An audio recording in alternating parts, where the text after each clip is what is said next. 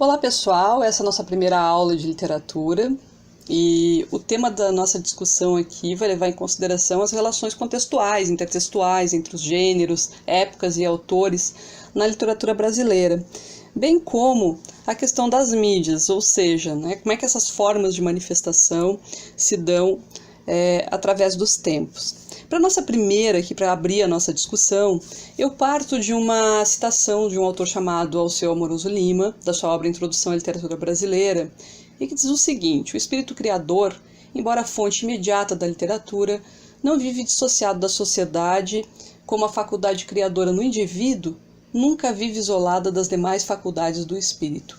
O homem é um complexo criador e esse complexo vive sempre num conjunto histórico-cultural que não o explica, mas o afeta profundamente.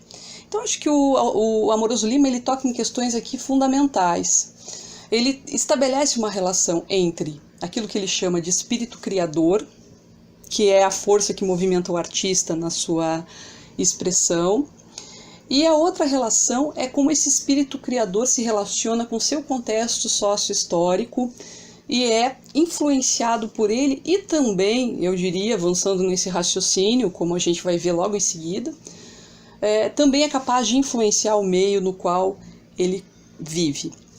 Eu trouxe um outro autor muito importante, eu já apresento melhor ele para aqueles que não conhecem, ou que o conhecem pouco, que se chama Antônio Cândido, porque ele tem uma obra muito importante, na perspectiva da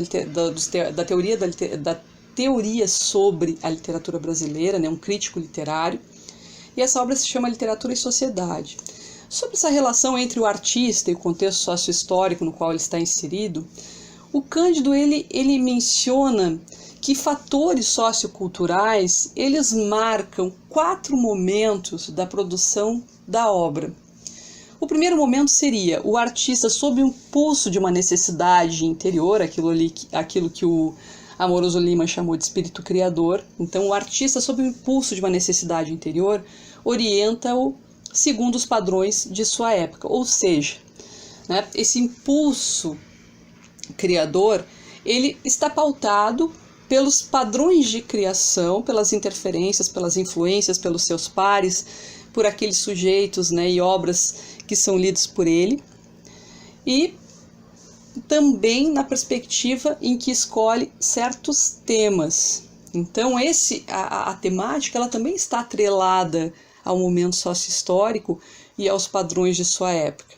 A partir disso, na escolha de temas e no processo de contextualização, um autor ele também se utiliza de certas formas.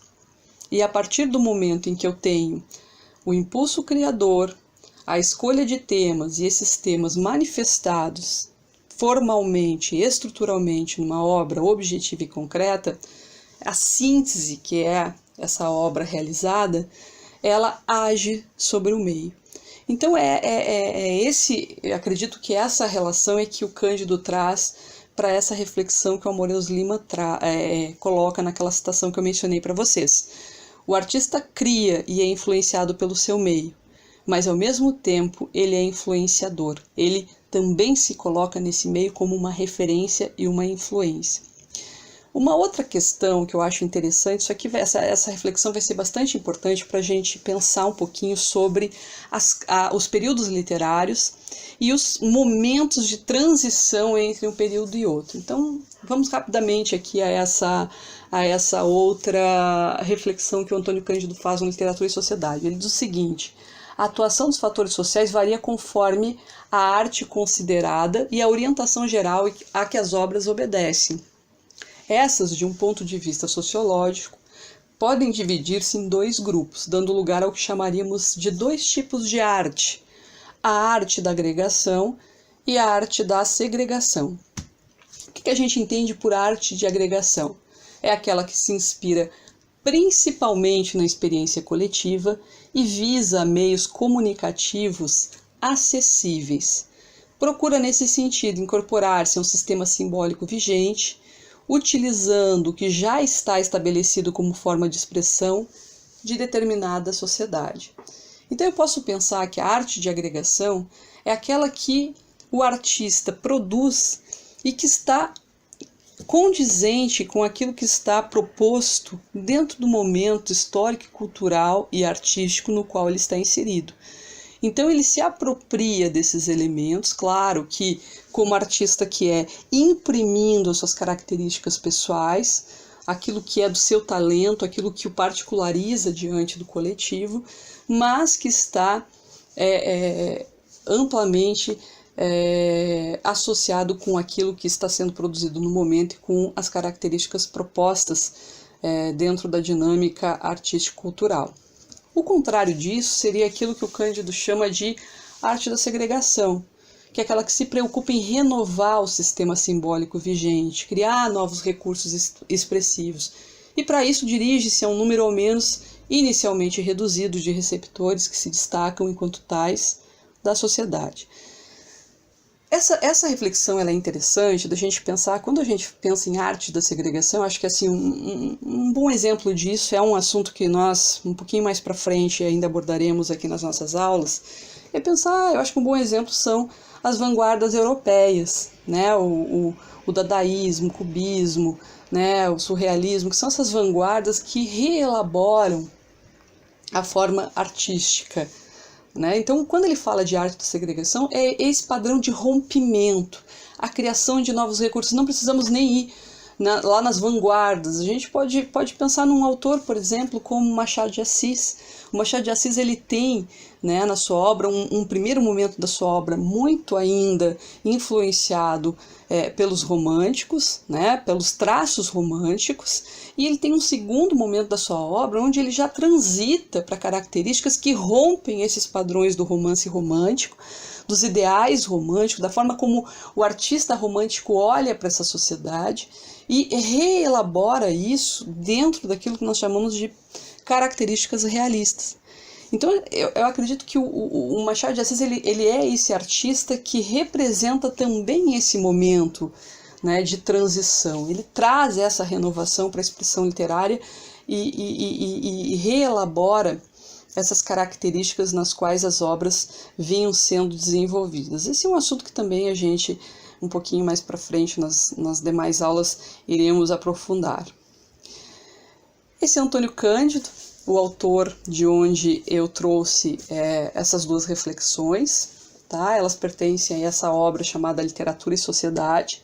O Antônio Cândido é um crítico muito conhecido, eu já vi questões de concurso que trazem fragmentos de textos seus, então eu acho interessante a gente aqui só revisitar o Antônio Cândido um pouquinho, lembrar um pouco de alguns conceitos que são utilizados por ele, até para que a gente se familiarize com isso, já que algumas vezes esses conceitos podem estar interligados entre a avaliação que o autor faz aí, a forma como ele criticamente se relaciona com a literatura brasileira e alguns textos que possam estar associados a um tipo de reflexão que ele propõe. Então, acho que é bacana a gente se ambientar um pouquinho com isso. Ele foi professor da USP por mais de 50 anos, tem uma outra obra que é considerada de valor fundamental para a crítica literária brasileira, que se chama Formação da Literatura Brasileira. Eu vou passar para vocês um trechinho dessa obra daqui a pouco, e eu acho que é interessante vocês terem contato um pouquinho com esse autor, mesmo que de forma breve. De qualquer maneira, como material de apoio, tá? Eu vou colocar esse texto que eu utilizei do Literatura e Sociedade na íntegra, para aqueles que quiserem ler o texto de uma forma um pouco mais aprofundada. Bom, eu trouxe uma outra definição, não se assustem, a gente não vai ficar aqui assim, de uma forma muito aprofundada teoricamente, mas acho que é importante, pelo menos nesse primeiro momento, a gente fazer essa abordagem. Tá? Eu trouxe um outro conceito da Lígia Cademartori, tá? Que fala sobre a definição de estilo de época. E ela diz o seguinte: todo momento histórico apresenta um conjunto de normas que orienta e caracteriza suas manifestações culturais, constituindo o que se chama de estilo de época, ou seja, o estilo de época que caracteriza a produção cultural de um determinado momento histórico se orienta por normas que agem como princípio regulador, estabelecendo regras para a criação, prescrevendo os traços que devem apresentar e circunscrevendo a sua abrangência. Então, acho que aqui fica bastante claro, né? Como é que a gente entende isso que se dá, né, como um estilo de época? Mas principalmente a gente compreender que um estilo de época não são os artistas que são determinados, né, sim, pura e simplesmente, por traços, por normas pelas quais eles devem se orientar. Na verdade, essas características elas surgem de uma vivência real, né, empírica desse contexto sócio-histórico, e é essa experiência que vai imprimir sobre a expressão artística determinadas características. Resumindo, né, as características que a gente estuda dentro dos períodos literários, elas são forjadas, elas são construídas a partir da relação do sujeito, ou seja, do artista, com seu meio e vice-versa. Uma outra questão que eu gostaria de ver com vocês, e acredito que para que a gente possa olhar para essa definição de estilo de época de uma forma um pouco mais concreta, eu trouxe para vocês um quadro dos estilos de época e temporalmente localizado. E vocês podem estar percebendo aqui que nessa primeira coluna eu tenho que estilo de época, né, em que século está situado. Depois na segunda coluna eu tenho um momento histórico-político. Na coluna do meio eu tenho orientação ideológica e, por fim, os traços estilísticos da obra. Então a gente pode perceber que esses dois momentos, ou seja, essas duas colunas dos extremos do nosso quadro aqui, elas indicam aqui o estilo de época e os traços estilísticos das obras que estão dentro desse momento. E as duas colunas do meio, elas identificam exatamente o momento histórico e político que está vivenciado pelo sujeito e que influências esse momento histórico desencadeia na percepção de mundo do artista que vive esse momento, que a gente vai chamar aqui de orientação ideológica. Então, de uma forma assim, né, bastante resumida, olhando aqui para esses estilos de época, a gente vai perceber, por exemplo, né, eu tenho lá um momento histórico daquilo que eu chamo de trovadorismo, aqui é a literatura medieval europeia, né, isso aqui é anterior à descoberta do Brasil, a gente vai ter uma literatura, né, de uma forma um pouco mais organizada no Brasil, somente ali a partir daquilo que a gente chama de barroco. Então esses movimentos aqui anteriores a gente está tratando a partir da literatura europeia. Então eu penso o seguinte, né, eu tenho um regime feudal ali no trovadorismo, aquela relação entre senhores e vassalos, e um poder religioso, né, muito forte da igreja. Com orientação ideológica, esse contexto histórico ele vai desencadear na visão de mundo do sujeito que vive esse momento uma religiosidade exacerbada e, consequentemente, né, a dimensão do teocentrismo, que é colocar Deus no centro de tudo. Como traços estilísticos dessas obras, se a gente pensar, por exemplo, no momento sociopolítico, né, histórico-político do feudalismo, essa relação entre o senhor feudal e seus vassalos, que é uma relação de poder, a gente vai encontrar isso, por exemplo, nas cantigas de amor. As cantigas de amor, que eram expressões poéticas portuguesas em que um trovador se dirige à sua amada nessa relação de vassalo, ou seja, ele entende essa mulher como a sua senhora e se coloca como escravo do seu amor. Então são essas as características que muitas vezes a gente percebe que o contexto histórico vai trazer para a expressão artística daquele que vive esse momento. Vamos supor, no movimento, né, no estilo de época subsequente, né, ele acontece a partir da ascensão do Renascimento.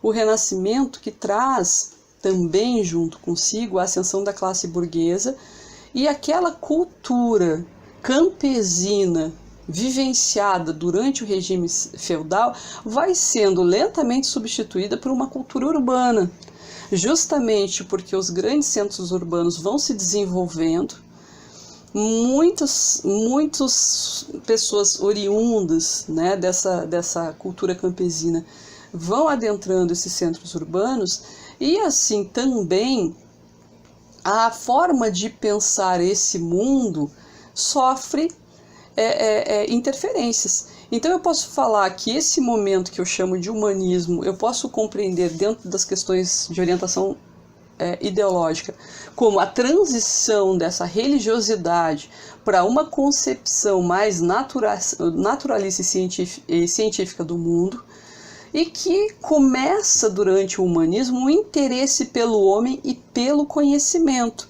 que não existia no momento anterior. Então isso, de certa forma, traz já essa relação de interesse pelo conhecimento. Eu vou ter, dentro dos estilos de época, né, traços estilísticos, dos traços estilísticos das obras, né, o surgimento das crônicas históricas, né, que a gente principalmente estuda na literatura portuguesa. As crônicas essas que são a necessidade do registro histórico dos acontecimentos, mesmo que de uma forma enaltecedora das grandes figuras históricas, dos reis, enfim, né? Assim como a gente tem aqui como exemplo o teatro de Gil Vicente, aqui pensando na literatura portuguesa, né, que de certa maneira o teatro de Gil Vicente com as barcas o Alto das Barcas já vai fazer uma revisão crítica, né, dessa religiosidade, desse poder da igreja que dominou esse período até então, né, com altos principalmente no Alto da Barca do Inferno, aonde essas figuras que têm uma representação sócio-histórica, sejam oriundas da igreja ou dessa classe burguesa em atenção, ou da classe nobre, que serão criticadas na medida em que são inseridas nessa associação com a Barca do Inferno. Então a gente vai percebendo que esses elementos sócio-históricos vão se transformando. Né? Naquilo que a gente chama de estilo de época do classicismo, o Renascimento, que também é possibilitado muito, esse movimento que é artístico, mas também é um movimento de pensamento, né, filosófico. Eu tenho essa dimensão de que a reforma protestante, que diminui o poderio da igreja, ela vai desencadear na orientação ideológica uma relação, um olhar sobre o mundo racional, e do teocentrismo, que era esse Deus no centro de tudo, esse interesse que surgiu durante o humanismo pelo homem, ele vai colocar o homem não mais somente como interesse, mas como o centro de tudo. Então esse homem renascentista é esse sujeito que se vê e que vê o homem dentro da sociedade como o centro de tudo. Ali o que aparece como momento histórico, como mercantilismo, a gente tem que compreender que é durante, né, esse estilo de época que eu chamo de classicismo, durante o desenvolvimento do Renascimento do século XVI, que também eu tenho, um pouco antes, até no próprio finalzinho do século XV, o advento das grandes navegações. Né? Eu tenho as três potências europeias, né, Inglaterra, Espanha e Portugal, na descoberta de novos territórios, com esses homens, por meio desse interesse cientificista ali, que já começa no humanismo, né, que ali no finalzinho do século XV, que começam esses adventos das grandes navegações, eu tenho esse homem que se interessa cientificamente pelo mundo, elaborando instrumentos e tecnologias que possibilitam o desenvolvimento dessas viagens ultramarinas, o que vai influenciar diretamente no sistema político e econômico. Automaticamente eu tenho uma visão de mundo durante esse momento racional. Eu não tenho aquela visão religiosa predominando.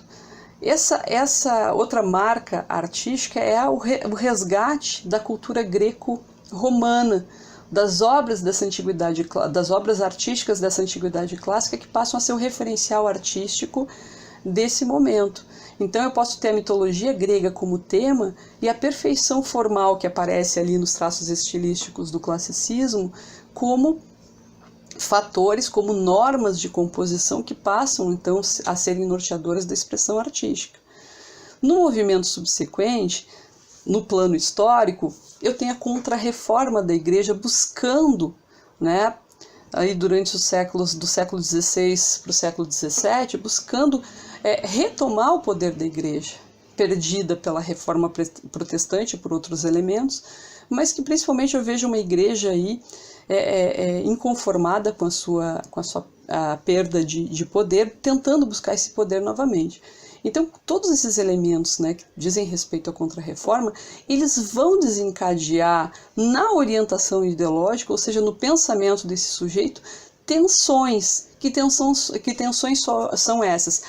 entre a valorização dos bens materiais, de uma visão racionalista de mundo, de um homem que valoriza o presente e a vida terrena, mas que na dinâmica e na retomada de uma ideologia que volta a ser influenciada pela religiosidade, esses valores espirituais são retomados e automaticamente eu tenho um homem que não é mais aquele que se orienta somente por uma base religiosa, ele sofre a influência do Renascimento, mas ao mesmo tempo ele se vê, né, presa desses valores espirituais novamente, em que o colocam em tensão. Eu vivo a vida terrena, eu me dou aos prazeres terrenos e perco a minha vida espiritual, ou eu me privo dessa vida terrena e retomo e tenho direito aí aos meus valores espirituais. Então essa linha de tensão, esse homem em conflito,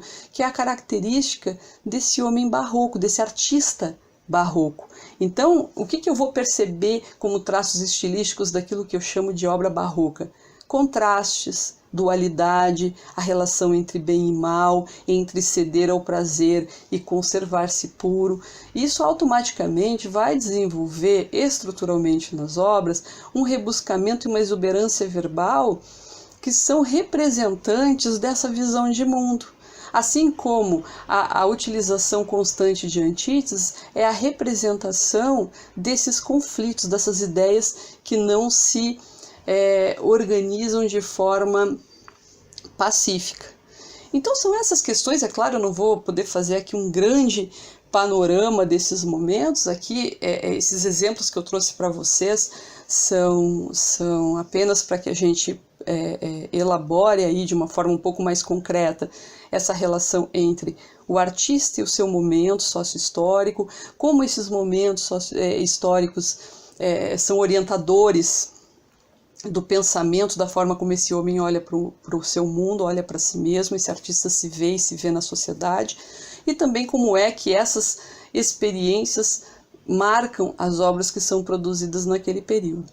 Então a gente também pode mencionar, dentro desse conjunto de obras, lembra quando ali falamos sobre aquele conceito da arte da agregação e a arte da segregação, e eu falei nos momentos de transição, a gente pode perceber assim rapidamente por esse quadro, óbvio que não é de uma forma simplista, tão simplista assim, mas a gente percebe que dentro dessa orientação ideológica que desencadeia a expressão artística e a marca profundamente, a gente vai percebendo que de um momento para o outro, né, a gente pode perceber que alguns elementos são veementemente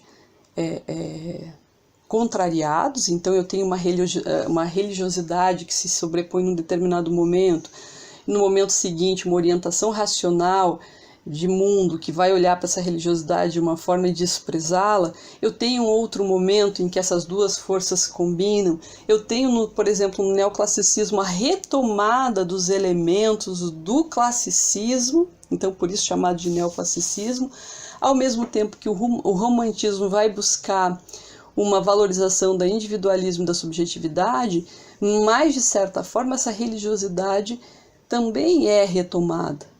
Então, automaticamente, esse racionalismo que era característico do neoclassicismo eu não vejo no romantismo, porque há uma valorização da subjetividade, mas esse racionalismo ele volta a vigorar durante o estilo de época que eu chamo de realismo naturalismo, né? São duas correntes aí dentro de um mesmo período, a gente também vai olhar para isso de uma forma um pouco mais característica. Então, acredito que olhando aí para esse quadro, né, que vai até o início do século XX, no decorrer do século XX, onde nós vamos perceber que características desses estilos de época, a minha intenção aqui não era a gente explorar, porque nós vamos aula a aula olhar para cada um desses momentos de forma mais aprofundada, mas que para que vocês percebessem que, na verdade, todos esses elementos estão aqui em conjunto numa rede de interferência, ok? Bom, eu trouxe aqui aquela obra que eu falei, né, que é fundamental da crítica literária brasileira, da formação da literatura, né, do Antônio Cândido. Eu trouxe uma citação para a gente olhar para esses elementos que nós acabamos de discutir. Ele diz o seguinte: a literatura para Antônio Cândido é considerada um sistema de obras ligadas por denominadores comuns que permitem reconhecer as notas dominantes de uma fase.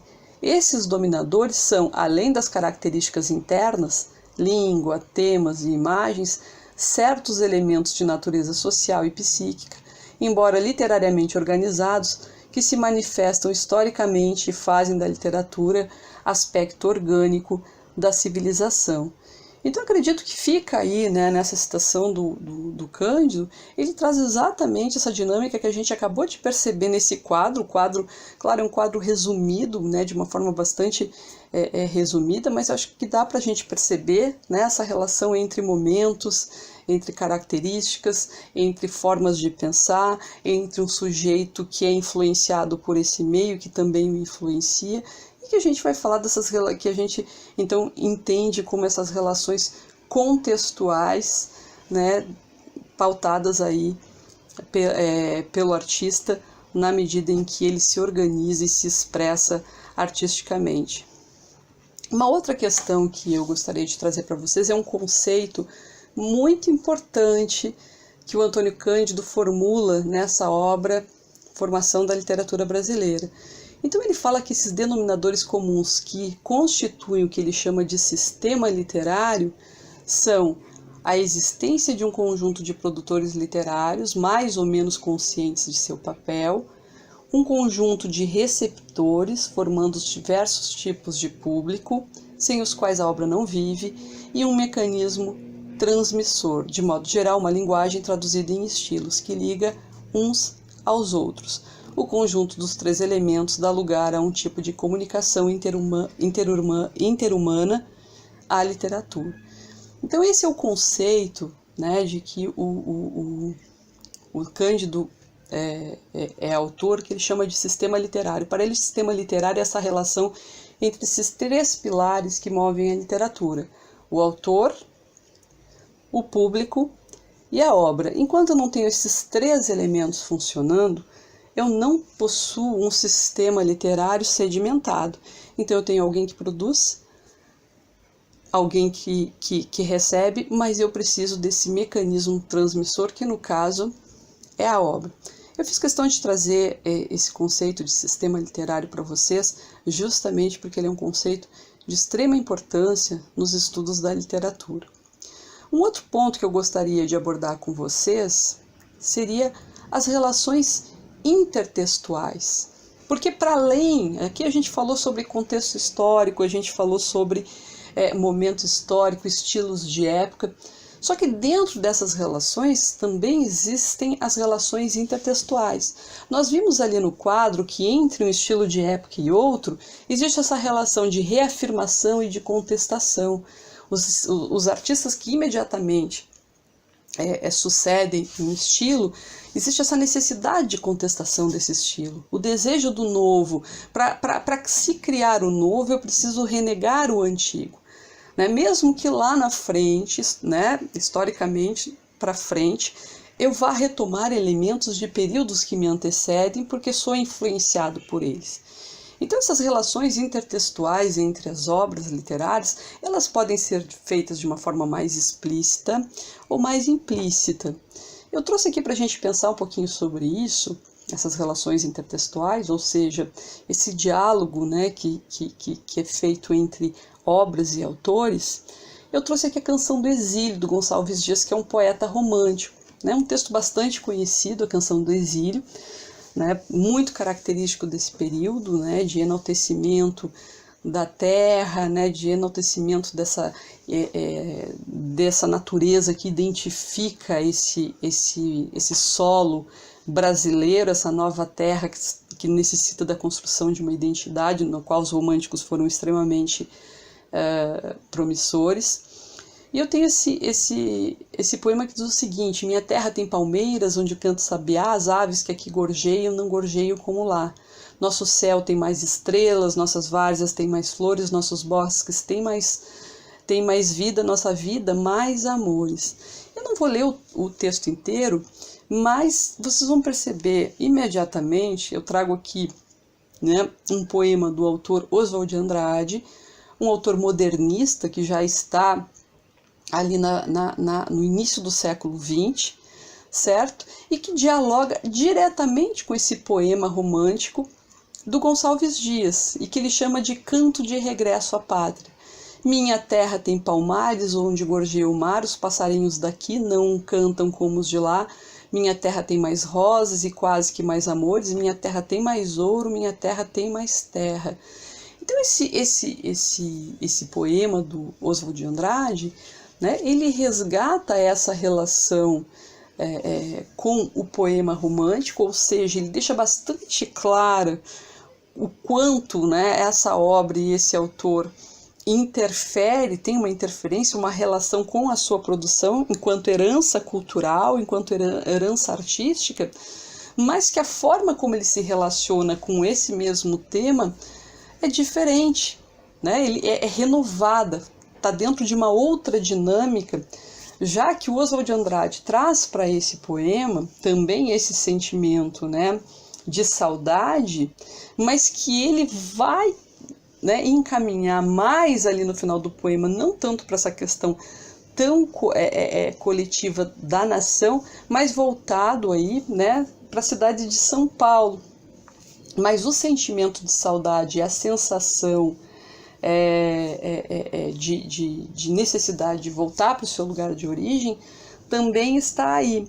E eu trouxe um terceiro exemplo para que a gente perceba essas relações intertextuais, né, num terceiro poema que se chama Uma Canção, do poeta Mário Quintana, né, o Mário Quintana que estaria ali, né, no segundo momento do modernismo brasileiro, certo? Enquanto Oswald de Andrade é considerado, né, um poeta ali do primeiro momento do modernismo, o Mário Quintana já faria parte desse momento subsequente. Então eu tenho lá no poema do Mário Quintana: minha terra não tem palmeiras, em vez de um mero sabiá, cantam aves invisíveis nas palmeiras que não há.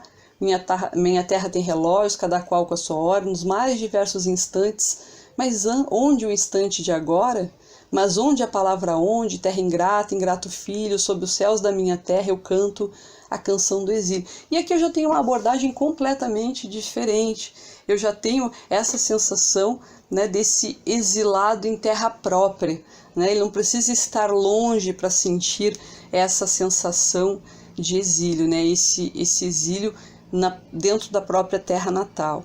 Então aqui, basicamente, né, não era nem minha intenção a gente aprofundar muito essas leituras, mas para que vocês percebam que essas relações intertextuais, elas se estabelecem na expressão literária o tempo todo, né? Aqui são 3 exemplos muito abordados aqui de uma forma bastante superficial, mas simplesmente como forma de demonstrar para vocês essas relações de intertexto. Então, muitas vezes elas podem se dar como uma relação de afirmação, como uma relação de crítica, né, e contestação, e a gente vai percebendo que essas relações se estabelecem. Um outro tema que eu também acho importante de trazer aqui para a nossa discussão, certo? São as relações que eu chamo entre literatura e mídia, né? Que são discussões assim bastante contemporâneas, principalmente, né, nessa era digital, essas relações entre a literatura e a mídia. E a gente entender mídia aí num sentido mais amplo. Eu trouxe aqui um autor, que é o Marcelo Bulhões, que escreve um artigo que fala sobre essas relações, e ele faz uma explicação. Ele diz que essas relações entre a literatura e a mídia, ela pode se dar em 3 dimensões ou ocorrência básicas. O primeiro caso dessa relação entre literatura e mídia é quando o fenômeno midiático é colhido somente como tema ou assunto, e não necessariamente primordial de obras literárias. O midiático se insere, pois, especificamente no plano do conteúdo. Depois eu vou mostrar para vocês alguns exemplos, né, disso. O segundo caso diria respeito à atitude da linguagem literária de buscar procedimentos associativos ou correlativos com processos de linguagens ou suportes das mídias. A linguagem verbal da literatura busca produzir efeitos de similitude ao campo das mídias, e nesse caso o horizonte das mídias é como que mimetizado pela linguagem literária. Só resumindo um pouquinho, então o primeiro caso, a questão da mídia, o midiático é tema. No segundo caso, né, a literatura busca no plano da estrutura e da linguagem da obra, né, esses procedimentos associativos, né, entre a linguagem midiática e a linguagem literária. E o terceiro caso seria então aquele em que diz respeito à plena conexão entre forma literária e a base em si sensível de um aparato midiático, associação franca entre expressão do verbal literário e um suporte midiático, destacando-se as manifestações da hipermídia, do hipertexto. Nesse caso, o próprio processo criativo da linguagem verbal se dá inseparavelmente dos dispositivos das tecnologias midiáticas. E esse terceiro caso, porque nós temos assim uma série de questões a levar em consideração de autores, né, que escreveram basicamente, que se lançaram basicamente no universo da internet, por meio de blogs, com obras que foram lançadas, né, diretamente nesse meio digital. Então nós temos esses três casos aqui para analisar sobre essa relação entre literatura e mídia. Um primeiro caso onde é apenas o assunto da obra, é apenas o tema. Num segundo caso, onde a linguagem busca, né, processos associativos e correlativos com a linguagem midiática. E um terceiro caso em que a expressão artístico-literária é intrínseca ao aparato midiático, né? Então, naquilo que o autor chama-se de manifestações da hipermídia e do hipertexto. Então, eu extrapolo. A obra só existe enquanto relação intrínseca entre o literário e já a linguagem própria dos meios midiáticos. Essas seriam as três possibilidades. Para cada uma delas, eu trouxe um exemplo para deixar isso um pouquinho mais claro, para a gente fechar essa nossa primeira discussão, que é o seguinte: dentro do primeiro exemplo, nós poderíamos entender um romance como Recordações do escrivão Isaías Caminha, do Lima Barreto. Eu coloquei aqui para vocês esse primeiro romance do Lima Barreto, que narra dificuldades do personagem Isaías Caminha para se estabelecer na cidade do Rio, uma vez vindo do interior com a intenção de dar prosseguimento aos seus estudos. Então, o que acontece, né, nesse romance? Eu tenho um rapaz, né, mulato, negro, né, que vem de uma cidade do interior. Na sua cidade ele é um exímio estudante, ele é extremamente inteligente, e que vai para um grande centro buscando estudar mais. E ele se interessa muito pelo universo dos jornais, já que os jornalistas são celebridades no meio social, porque eles dominam essa questão da mídia, eles denunciam pessoas e tal. E o Isaías Caminha, no momento em que ele chega nesse grande centro, né, por conta do preconceito, todo aquele sonho que ele tinha de desenvolvimento, de crescer, de estudar, de arrumar um bom emprego, ele vai se esvaindo e ele acaba trabalhando simplesmente, né, como uma espécie de office boy, né, o termo utilizado no romance é contínuo, de um grande jornal na cidade do Rio de Janeiro.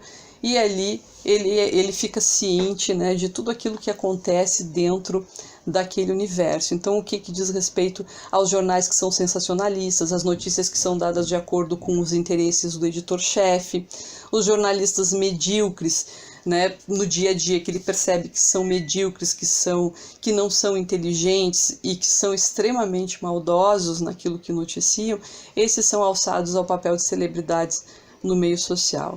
Então, essa relação entre literatura e mídia nesse romance, por exemplo, ela fica clara aqui como o autor se apropria desse universo e do contexto aí de um grande jornal como temática. Já o nosso segundo exemplo, aquele em que o Marcelo Bulhões fala sobre a relação entre a mídia como a obra literária se utilizando de linguagens, metaforizando a sua linguagem dentro de uma perspectiva midiática, eu acho que um excelente exemplo, né, é essa novela chamada O Mês da Gripe, do Valêncio Xavier. Então, essa narrativa que retrata a epidemia de gripe espanhola na cidade de Curitiba entre os meses de outubro a dezembro de 1918, e uma narrativa que se constrói por meio de fotos da época, colagens, manchetes de jornais noticiando a gripe, depoimentos, fragmentos de textos, propagandas, né? E um contexto histórico de época se coloca como um pano de fundo frente ao acontecimento central, no qual autoridades e anônimos se intercalam na construção da perspectiva dos fatos. O mês da gripe do Valêncio Xavier ele é muito interessante, e aí eu acho que nessa relação é muito interessante mostrar para vocês essa dinâmica de que ele traz aqui, né, fragmentos, fotografias, fragmentos de jornais, depoimentos, trechos de obras sem referência, e ele vai construindo uma narrativa por meio desses elementos. Vocês podem perceber aqui nesse slide, eu tenho um trechinho onde eu tenho aqui, né, um pedaço de um jornal, né, falando, dando notícias sobre esse elemento. Eu tenho fotografias de prédios históricos, eu tenho ali uma publicação, né, no Jornal da Morte de alguém que tem ali um reconhecimento social. Eu tenho propagandas, aqui nesse próximo momento vocês podem ver que o texto ele é todo recortado, inclusive, né, o padrão de letra, eu tenho uma letra de imprensa, mas eu também tenho uma letra manuscrita, e automaticamente, imbricado nessas notícias que fazem referência à gripe, eu tenho também notícias que aos pouquinhos vão trazendo para o romance uma contextualização mais ampla do momento histórico que está por trás, né, desse acontecimento na cidade aí de Curitiba. Então eu acho que esse romance do Valêncio Xavier é um ótimo exemplo dessa mimetização. Um outro exemplo que eu trouxe para vocês também, né, seria a obra Patê Baby, do Alcântara Machado.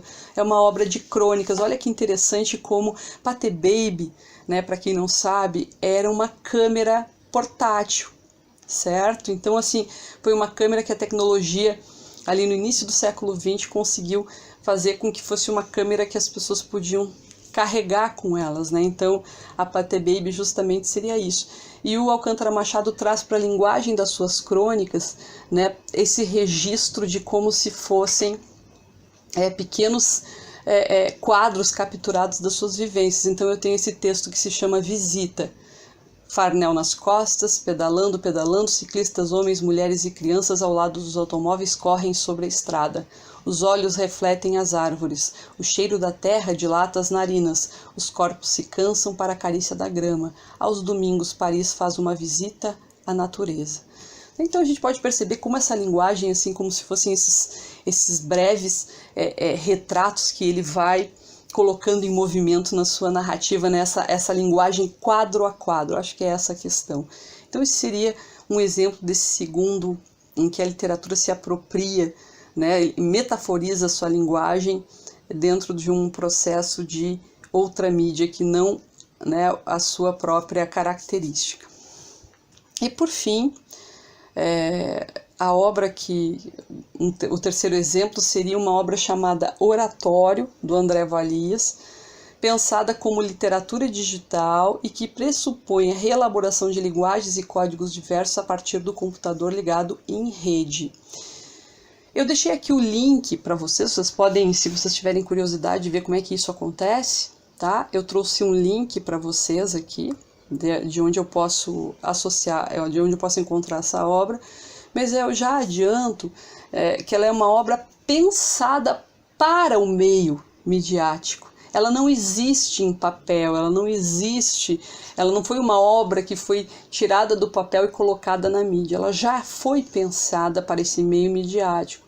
E, inclusive, essa obra tem momento em que o autor, com o seu mouse, pode passar o mouse sobre a obra e interferir sobre ela, e em alguns momentos esse leitor ele é apenas um espectador, né, dessa linguagem, da forma como essa obra se dá dentro desse universo. Então, aqui eu acho que fica mais claro se vocês olharem, mas ela começa, são vários jogos, né, de encaixe com a palavra oratório, e que o artista vai construindo com letras diferentes, com projeções, né, com cores diferentes, e momentos onde também o leitor pode interferir na obra e em outros momentos não, né? Nós somos reféns da obra como aí espectadores desse processo. Então, acho que esses são os 3 exemplos, né? Na obra do Lima Barreto, essa relação entre literatura e mídia, sendo a mídia um tema, uma reflexão sobre a mídia. Num segundo momento, né, o Mês da Gripe e o Patê Baby, 2 obras que constituem no seu processo de organização estrutural e linguística uma metáfora de outras mídias, no caso do Lima Barreto, né, desculpem, no caso do Mês da Gripe, fotografias, trechos de jornais, etc. E já no Patê Baby, a questão da linguagem, né, a linguagem que imita uma captura de câmera quadro a quadro, que eu acho bastante interessante. E por fim, nesse terceiro exemplo, então, aquela obra extremamente contemporânea e que vai buscar justamente essa relação com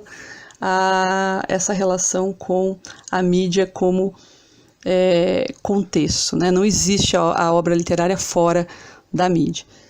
Então, acho que a gente finaliza aqui essa nossa primeira aula, a gente finaliza aqui esse nosso primeiro momento, né? Discutimos essas relações de contexto, de intertexto, de gêneros, de épocas, as relações entre autores e suas épocas, como é que esses gêneros se constituem, e bem como essa relação entre as mídias na construção da obra e da expressão artística. Então é isso, ficamos por aqui, até o nosso próximo encontro aí na nossa segunda aula.